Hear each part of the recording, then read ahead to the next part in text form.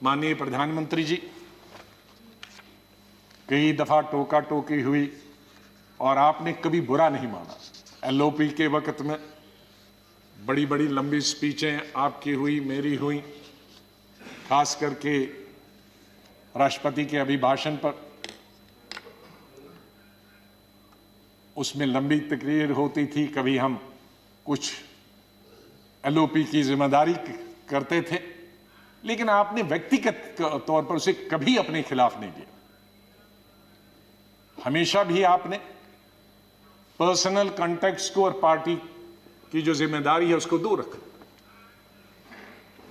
कभी ईद हो, दिवाली हो, बर्थडे हो, उसमें बराबर आपने कभी भी कमी नहीं की फोन करने की। सबसे पहले या तो मेरी पार्टी प्रेसिडेंट का आता था या आपका आता था।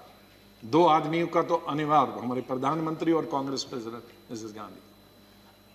और आपने हमेशा बताया कि कभी अपनी स्टेट के बारे में हो और कोई काम हो तो मुझे आप कभी भी बताना।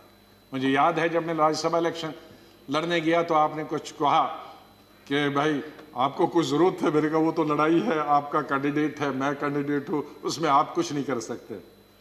तो ये एक पर्सनल टच जो होता, आदमी भावुक हो जाता है, आदमी सेंटिमेंटल हो जाता है, आदमी इमोशनल होता है।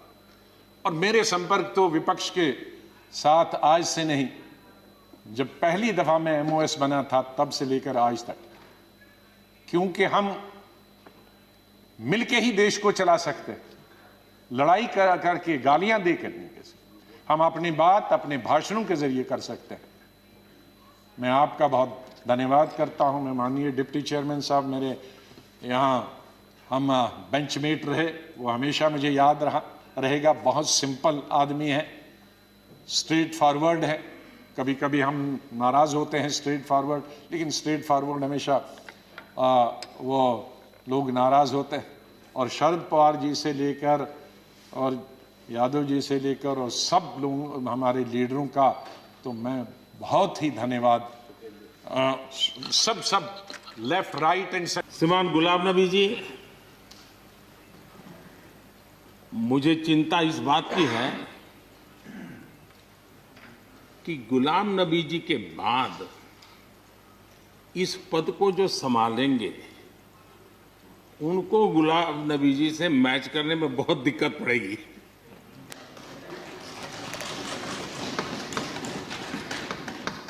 क्योंकि गुलाम नबी जी अपने दल की चिंता करते थे, लेकिन देश की और सदन की भी उतनी ही चिंता करते थे।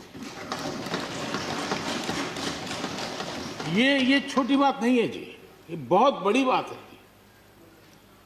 वरना अपोजिशन के लीडर के रूप में अपना दबदबा पैदा करना, ये सब मोह किसी को भी हो सकता है, लेकिन उन्होंने सदन से, मैं शरद पवार जी को भी इसी कैटेगरी में रखता हूं, वे सदन की और देश की चिंता को प्रायोरिटी देने वाले नेताओं में से रहे। गुलाम नबी जी ने बखूबी इस काम को निभाया है। मुझे याद है इस कोरोना काल में मैं एक फ्लोर लीडर्स की मीटिंग कर रहा था, तो उसी दिन गुलाम नबी जी का फोन आया। तो मोदी जी, ये तो ठीक है आप करते हैं, लेकिन आप एक काम कीजिए, सभी पार्टी लीडर्स की मीटिंग जरूर बुलाइए। मुझे अच्छा लगा कि उन्होंने पार्टी लीडर्स के साथ, सभी पार्टी अध्यक्षों के साथ बैठने का मुझे सुझाव दिया, और मैंने उस मीटिंग को किया भी। वो गुलाम नबी जी के सुझाव पर किया था। और मुझे कहने में, यानी इस प्रकार का संपर्क, और उसका मूल कारण है कि उनको दोनों तरफ का अनुभव रहा है, सत्ता दल का भी और विपक्ष का। 28 साल कार्यकाल, ये अपने आप में बहुत बड़ी बात होती है जी। बहुत साल पहले की बात है, शायद अटल जी की सरकार होगी, मुझे याद नहीं रहा। मैं यहाँ सदन में किसी काम से आया था, मैं तो तब राजनीति में नहीं था, ये इलेक्टोरल पॉलिटिक्स में नहीं था, मैं संगठन का काम करता था। तो मैं और गुलाम नबी जी ऐसे ही लॉबी में गप्पे मार रहे थे। अब जैसा पत्रकारों का स्वभाव रहता है, बराबर नजर लगाए बैठे थे कि ये दोनों का मेल कैसे हो सकता है। हम हंसी खुशी से बातें कर रहे थे, तो हम जैसे ही निकले तो पत्रकारों ने घेर लिया। गुलाम नबी जी ने बहुत बढ़िया जवाब दिया था। वो जवाब हम लोगों के लिए बहुत काम आने वाला है। उन्होंने कहा, भाई देखिए, आप लोग हमको अखबारों में या टीवी माध्यमों में या पब्लिक मीटिंग में लड़ते झगड़ के देखते हो, लेकिन सचमुच में इस छत के नीचे हम जैसे एक परिवार का वातावरण कहीं नहीं होता है। इतनी हमारी आत्महत्या होती है, इतने सुख दुख होते हैं। ये जो स्पिरिट है, वो स्पिरिट अपने आप में बहुत बड़ी बात होती है।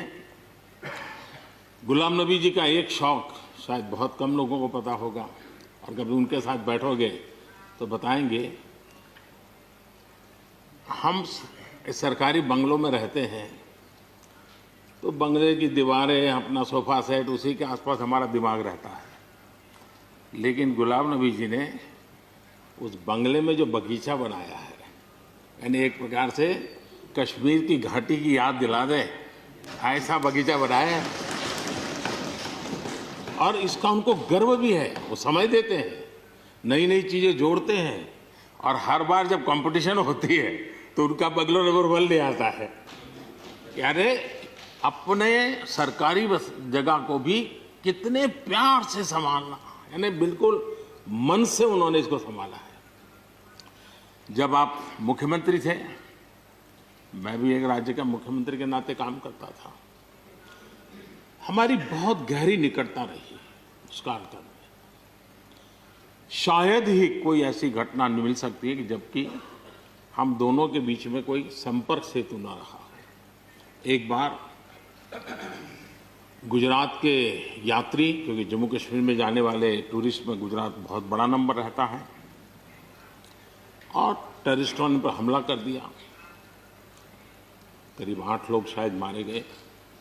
सबसे पहले गुलाम नबी जी का मुझे फोन आया।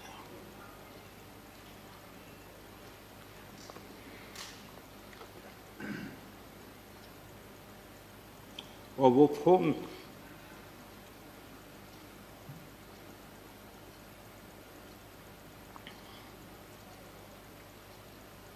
सिर्फ सूचना देने का नहीं था,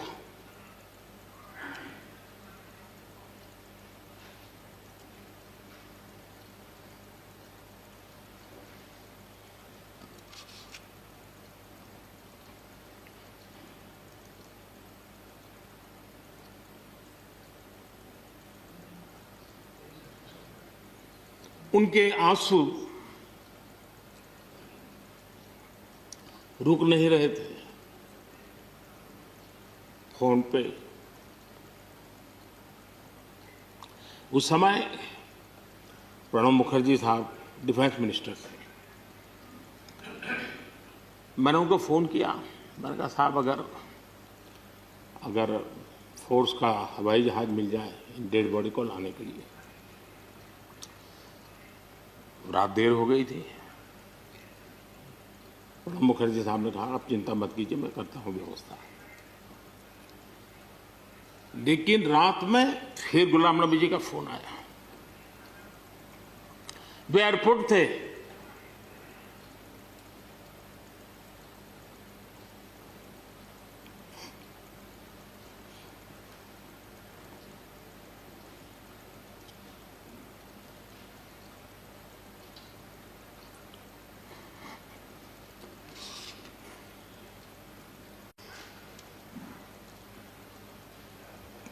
एयरपोर्ट से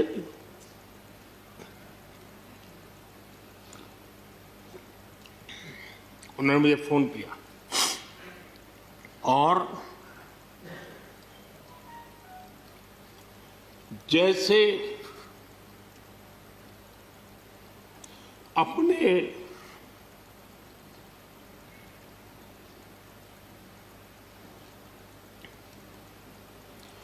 परिवार के सदस्य की चिंता करें,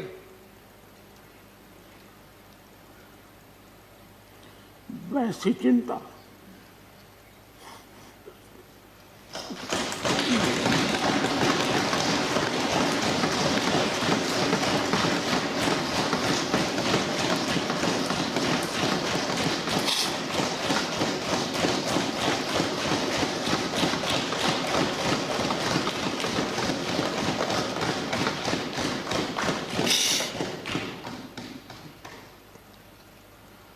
पद, सत्ता जीवन में आती रहती है, लेकिन उसे कैसे पचाना,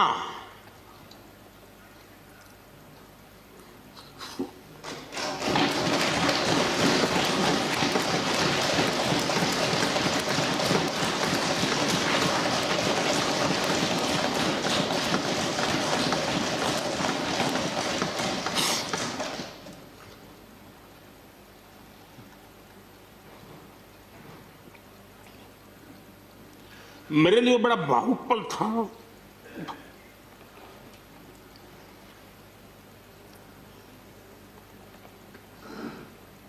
दूसरे दिन सुबह फोन आया कि मोदी जी सब लोग पहुंच गए।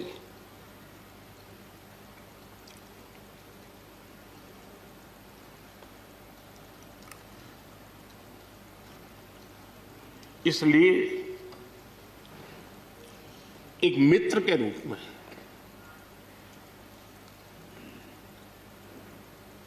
गुलाम नबी जी को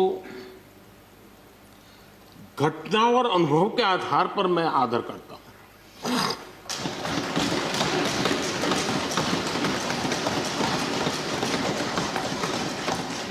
और मुझे पूरा विश्वास है कि उनकी सौम्यता, उनकी नम्रता, इस देश के लिए कुछ कर गुजरने की उनकी कामना, वो कभी उनको चैन से बैठने नहीं देगी।